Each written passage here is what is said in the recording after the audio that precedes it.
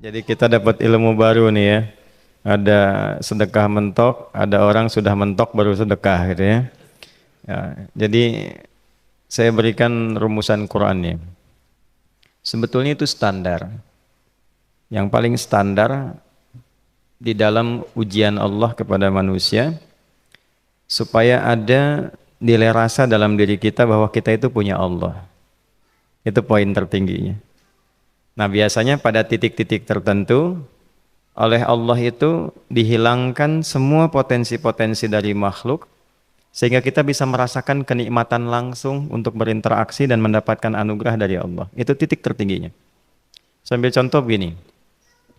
Nabi Zakaria itu yang paling viral di Al-Quran, salah satunya divonis oleh manusia tidak akan mungkin punya keturunan.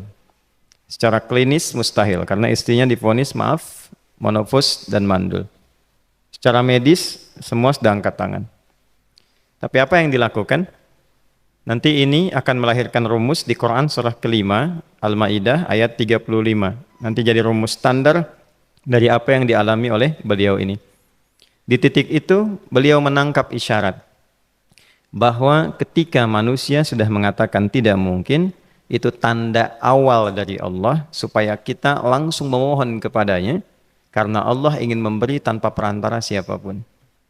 Maka dilakukanlah kemudian solat. Solat itu dalam bahasa Arab, terjemahan kitanya artinya sesuatu yang tersambung, terkoneksi.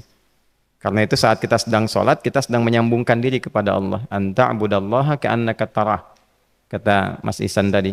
Kita menyembah Allah dan kita merasa diawasi, dinilai oleh Allah.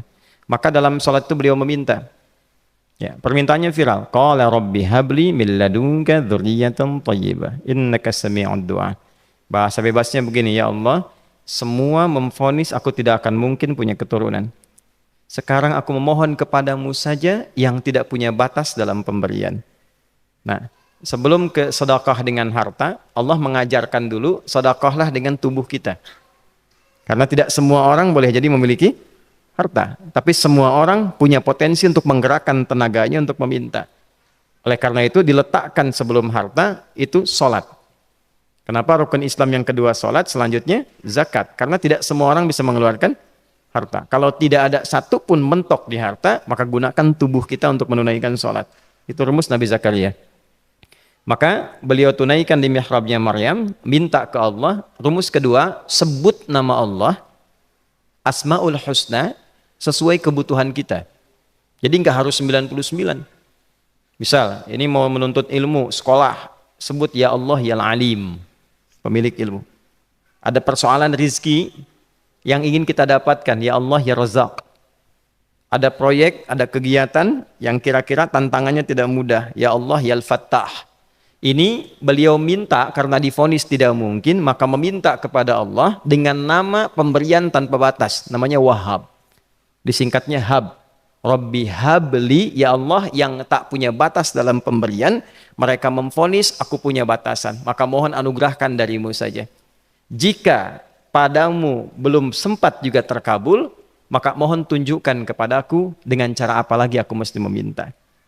Maka dalam situasi mentok itulah kemudian turun langsung jawaban. Fanadathul malaikatu wa huwa qa'imun yusalli fil mihrab annallaha yubashshiruka bi Yahya. Tolong garis bawah ini. Orang-orang yang langsung memiliki kesadaran saat di titik paling krusial, terendah, dan kita merasa tidak punya apa-apa, lalu ada kesadaran kita punya Allah dan meminta, itu seketika nggak ada sekat. Langsung dijawab. Seketika. Nah, karena itu biasanya di momen tertentu setiap kita itu pasti mengalami peristiwa itu, apapun bentuknya. Nah itu kalau sudah sampai ke situ itu kode. Jadi di Islam itu nggak ada pesimis, ya tidak ada pesimis, dan jangan pernah melarutkan diri pada sebuah vonis sudah ini nggak mungkin, nggak akan dikabulkan. Nah itu jebakan setan. Karena declare pertama iblis ketika melakukan kesalahan itu kalimatnya jelas. Ana khairum minhu khalaqtani min narin wa khalaqtahu ya min tin. Saya lebih hebat, lebih bagus, Allah nggak mungkin, sudah nggak mungkin ada ampunan lagi. Jadi diteruskan kesimpulan ini karena nggak mungkin katanya diampuni, ya sudah bermaksiat saja. Karena nggak mungkin dikabul, ya sudah pesimis saja. Padahal di titik itu Allah sedang membuka. Temukan kata itu, temukan hubungan itu, minta itu tanpa sekat. Maka seketika malaikat turun menyampaikan, doamu dijawab. Itu sedang berdiri, baru selesai doa, belum selesai sholat, belum salam. Turun malaikat mengatakan, Allah kasih kabar, kamu akan punya anak, langsung namanya dari Allah Yahya. Jadi Yahya itu pemberian Allah. Ya, pemberian Allah. Yahya artinya hidup. Yang mustahil menurut manusia. Lahir seorang bayi dari rahim perempuan yang divonis menopause dan mandul, kata Allah, jadi dan hidup.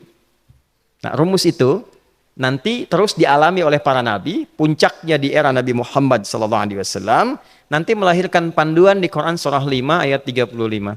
Ya ayyuhalladzina amanu ittaqullaha wabtaghu ilaihil wasilah. Perhatikan kalimatnya dengan detail ya. Hei semua orang yang masih merasa punya iman. Tuh iman kita disentuh. Jadi kalau mengalami persoalan di titik nadir, terendah, itu yang disoal oleh Allah imannya dulu. Kamu masih punya iman nggak?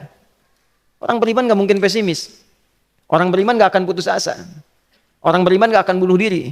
Imannya ditanya dulu. Katanya kau beriman, iman kamu di mana? Kalau masih punya iman, kata Allah, ini ujian dari saya supaya kamu nyebut saya. Katanya ingin mendekat, kata Allah kan? Ittaqullah. Nah ini rumusnya. Wabtaghu ilaihil wasilah. Kalau engkau pengen cepat dapat solusi, maka aku berikan perangkat untuk cepat mengabulkan doamu itu. Perangkat itulah disebut dengan takwa. Nah, takwa itu ada urutan 240 kali disebutkan dalam Al-Quran, dibagi pada 3 segmen. Segmen ibadah ritual, segmen ibadah sosial, satu lagi segmen rumah tangga. Ya, karena itu tinggal cari aja di ibadah ritual, misalnya sholat, bangun tahajud malam, minta sama Allah, dekatkan diri kita. Salah satu kasusnya Nabi Zakaria. Ya, itu poin yang pertama. Yang kedua nanti ada maliyah sosial, itu yang tadi dipraktikkan, sedekah dengan harta. Ya, tidak harus banyak, yang penting Allah minta apa, ikhtiarkan, nggak akan dilihat berapapun nilainya. Yang dilihat itu ada nggak kemampuan mengimplementasikan imannya, itu poinnya. Titik itu, ya. Yang ketiga nanti di keluarga. Urutan pertama orang tua. Kata Ibnu Abbas radhiyallahu taala anhuma, tidak ada satupun aku melihat amalan tertinggi yang menarik perhatian Allah untuk memberikan ampunan pada orang taubat atau mengabulkan doa dengan cepat kecuali berbakti pada orang tua. Dan kisahnya viral sekali di Al-Bukhari, 3 orang terjebak dalam gua, kemudian tertutup batu besar karena berteduh hujan, tapi tertutup batu besar. Lalu ketiganya mendorong, tidak pernah bisa mengeluarkan tenaga yang mampu mengeluarkan mereka dari batu itu. Gak bisa gerak. Satu di antara 3 orang ini mengusulkan, sudah, ini tanda dari Allah. Jangan gunakan kekuatan kita lagi, kita diminta menggunakan kekuatan yang Allah berikan. Coba kita cari amalan rumus takwa tadi. Satu di antara 3 itu mengatakan, ya Allah, saya punya seorang ibu. Setiap kali saya berangkat kerja, saya akan selalu siapkan hidangan untuk ibu, khusus untuk susu sebelum tidur, itu saya yang minumkan langsung kepada beliau. Itu berlanjut selama hidup saya seperti yang kau ketahui. Satu kali, saya pulang dari kantor, dari pekerjaan, ibu saya sudah tertidur. Sementara susu belum diminum. Dan kami putuskan tidak ada yang berani menyentuh susu dan minuman makanan kecuali ibu terlebih dahulu. Maka saya putuskan memegang nampan susu di samping ibu yang tertidur dan menunggu beliau bangun. Tiba beliau bangun tengah malam, saya berikan susunya tanpa saya katakan saya telah menunggu cukup lama untuk memberikan susu itu. Ibunya nggak dibangunkan, dibiarkan istirahat dengan nyaman, begitu bangun diberikan susu tanpa komen sedikit pun. Nggak bilang, mas sebetulnya udah lama tadi nungguin deh. Langsung diberikan. Seketika ibu senang istirahat dan lalu mengatakan pria ini, ya Allah, jika engkau ridha dengan amalku ini, maka mohon bebaskan kami dari kungkungan batu ini. Lalu ketiganya berikhtiar mendorong, yang tadinya tidak punya kekuatan, seketika batu itu menggelinding dan membebaskan 3 orang itu. Nah itu persegi dalil yang sebetulnya jadi pedoman hidup. Dalil itu kan pedoman bahasa Arabnya. Pedoman berkehidupan. Kita di Islam itu lengkap. Jadi kalau kita mengalami kasus itu, dimanapun, ya, baik di kedudukan, di usaha, di pengetahuan, sudah mau ngapalin, mentok, gitu ya, itu ujian.